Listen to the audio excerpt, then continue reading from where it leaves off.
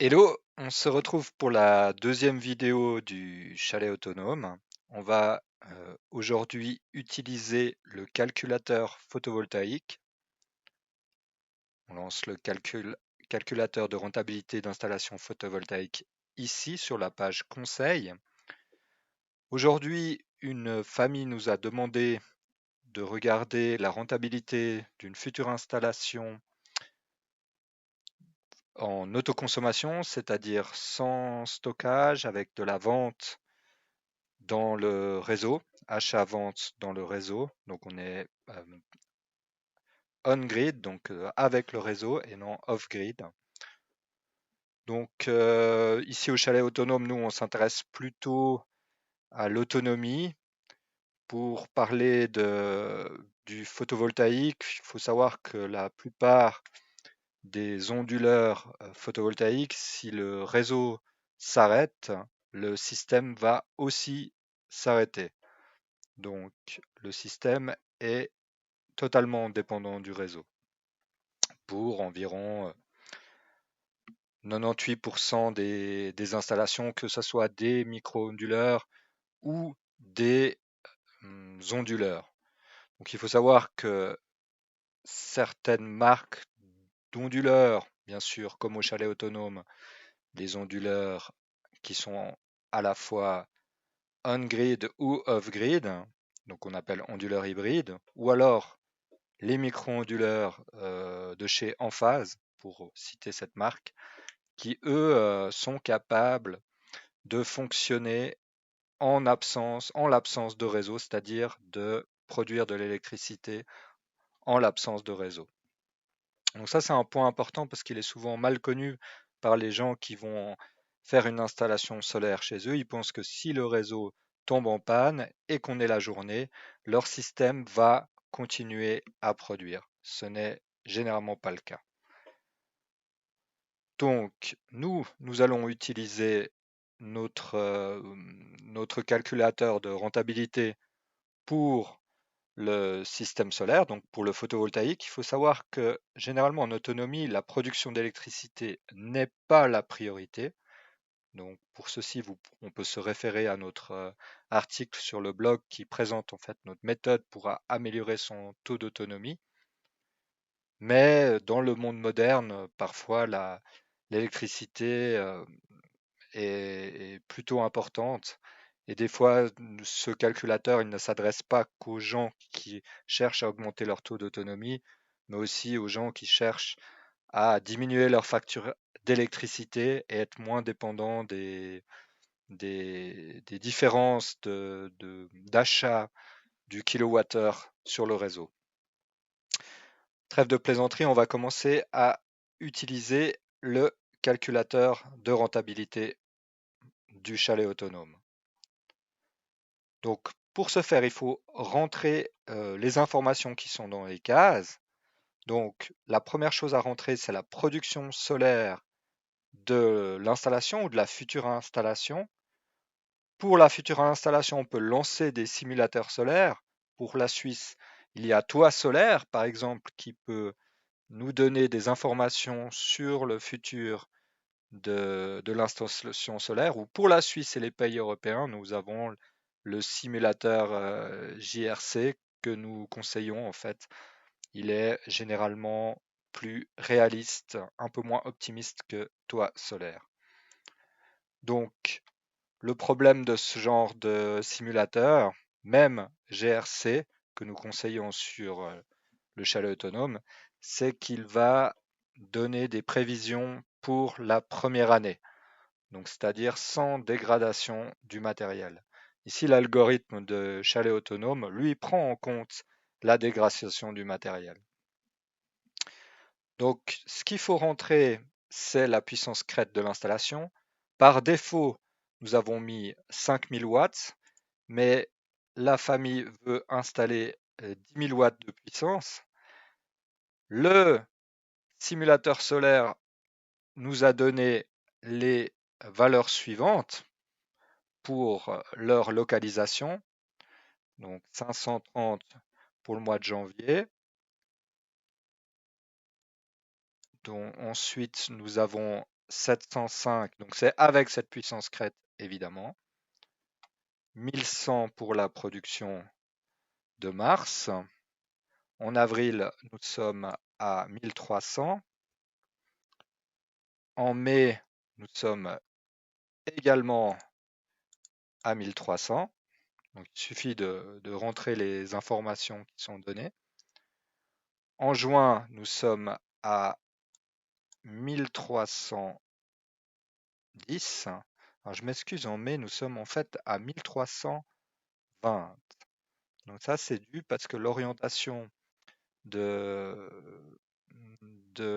toit est plutôt sud-ouest. Et il y a les ombres, en fait, sont les ombres dues au bâtiment autour d'une villa, car c'est une villa, sont prises en compte dans le modèle JRC et aussi dans le modèle toit solaire. La production en juillet, elle est elle de 1370. La production en août 2300. Je vais rentrer le reste des informations plus rapidement.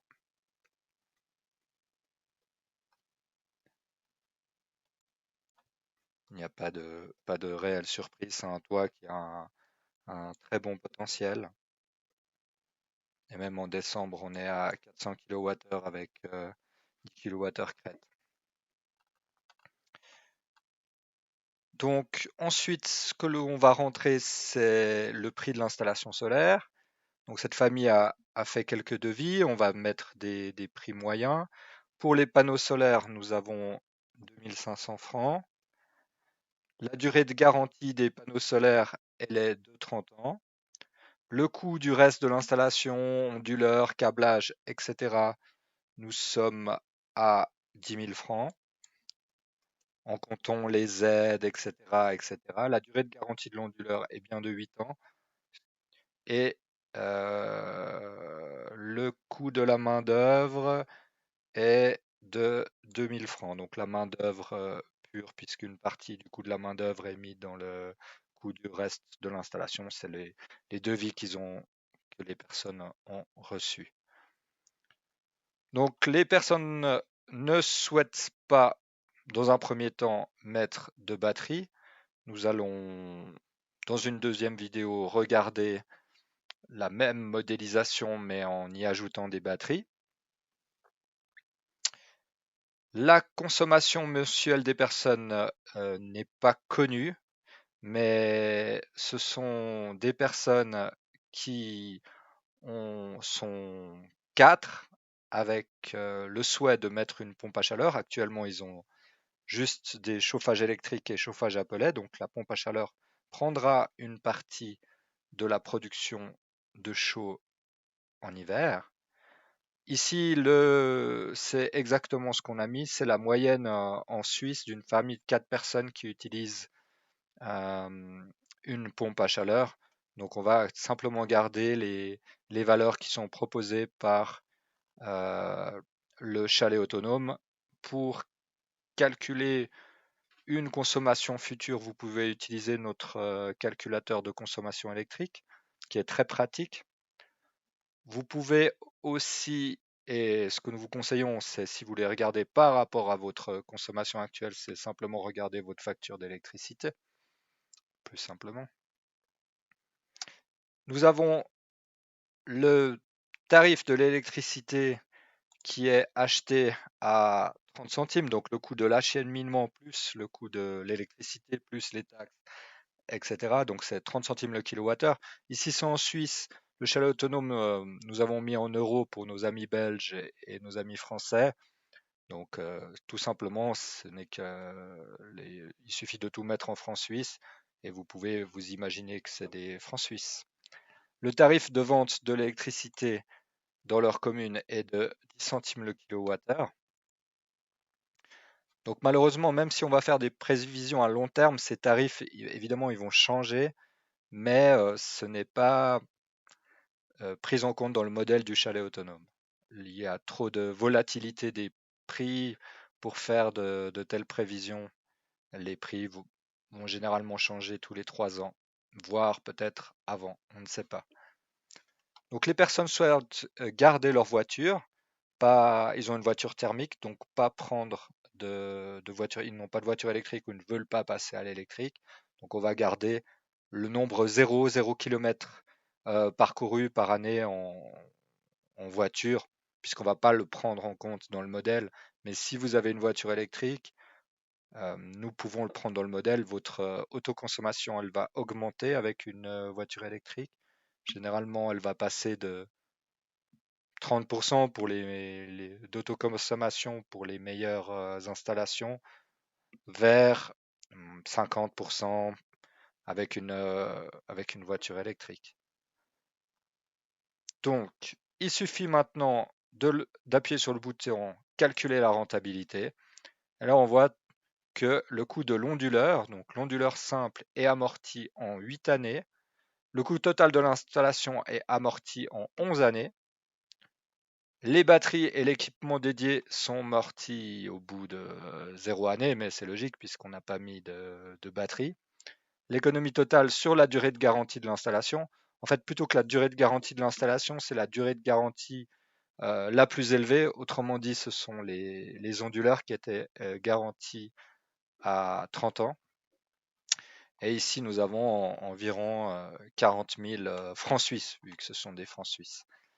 On voit ici l'évolution des économies qui sont cumulées au cours des années. Donc on voit qu'au bout de 7 années, on a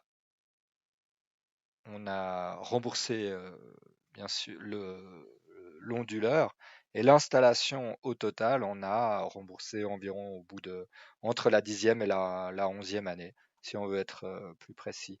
La barre verticale étant la durée de la garantie de l'onduleur, donc on l'amortit avant la fin de garantie, ce qui est généralement bon signe pour une installation.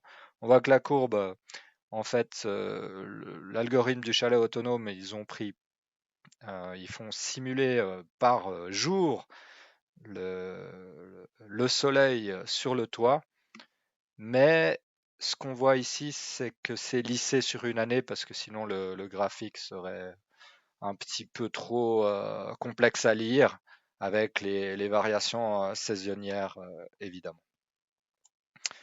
Donc voilà ici pour l'utilisation du calculateur du chalet autonome. Vous pouvez aussi regarder sur le site différents articles qui concernent le photovoltaïque, pas que par rapport à l'autonomie, mais aussi par rapport à l'autoconsommation. L'avantage de notre calculateur, c'est que nous avons absolument rien à vendre. Nous sommes totalement neutres, donc notre calculateur n'est pas du tout optimiste. Il a été essayé de faire au plus proche de la réalité, bien sûr avec certaines hypothèses. Si vous avez des questions d'ailleurs sur les hypothèses qui ont été prises pour créer le calculateur, eh bien, vous pouvez tout simplement nous les poser sur notre page conseil. Sur notre page conseil, vous voyez que vous pouvez demander un conseil personnalisé. Et là, typiquement, si votre question concerne les hypothèses qui ont été prises dans notre calculateur, vous pouvez nous les poser. Voilà, donc ça, c'est la première vidéo de 3 vidéos qui vont être dédiées au photovoltaïque. La prochaine vidéo parlera de l'utilisation cette fois de stockage, autrement dit de batteries, qui se sont énormément démocratisées ces dernières années, notamment avec la recherche en ce qui concerne la voiture électrique. Et la dernière vidéo concernera le rétrofit, c'est-à-dire que si vous avez déjà une installation solaire et que vous voulez mettre des batteries pour augmenter votre autoconsommation, on va passer probablement à 80% d'augmentation. Ou alors, si vous voulez avoir une certaine autonomie électrique, nous pouvons nous allons aborder ce sujet dans une troisième vidéo. Voilà, je vous remercie pour de nous avoir assistés et à la prochaine.